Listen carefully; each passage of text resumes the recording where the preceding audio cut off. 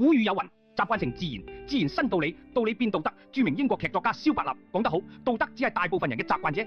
但我尖尖嘅 Sir 話你知，道德只係大多數人重複得多嘅習慣，講多咗變咗合理，唔代表佢真係啱。從來人都中意攬住件嘢唔放，你話佢有堅持，其實只係懶得思考。習慣就好似條褲頭帶，勒住你唔好走，唔好癲，唔好諗。日子耐咗，褲頭變道德，一解開啲人就先叫唔得㗎，咁樣就失德㗎啦。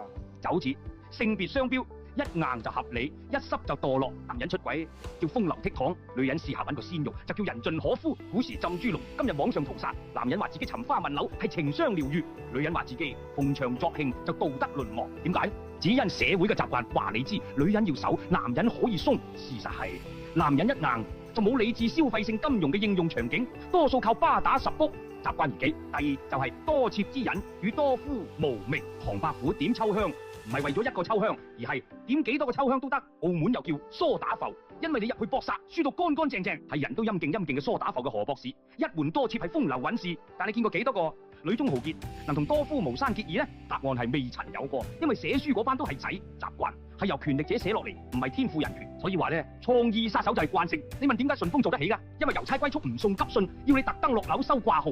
你問點解 Uber 搞到的士牌價跌到爛兒，仲要等政府接濟？因為以前啲人只係識 call 車，唔識開 app， 一切都係慣咗。習慣往往係扼殺創意嘅癌症，亦都係讓人慵懶嘅最佳藉口。但係創意從來唔係重複慣性，而係反骨、反轉、反轉再反轉，倒序倒裝嘅。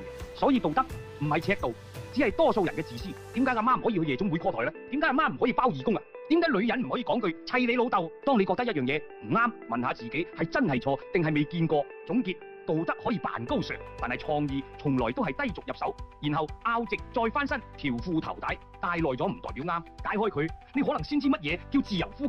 習慣係扼殺創意嘅癌細胞，而創意就係唔啞忍、唔認命、唔照抄。多謝收聽，下集尖尖 Sir 金融不文史繼續帶你暗中得道，庫底開花。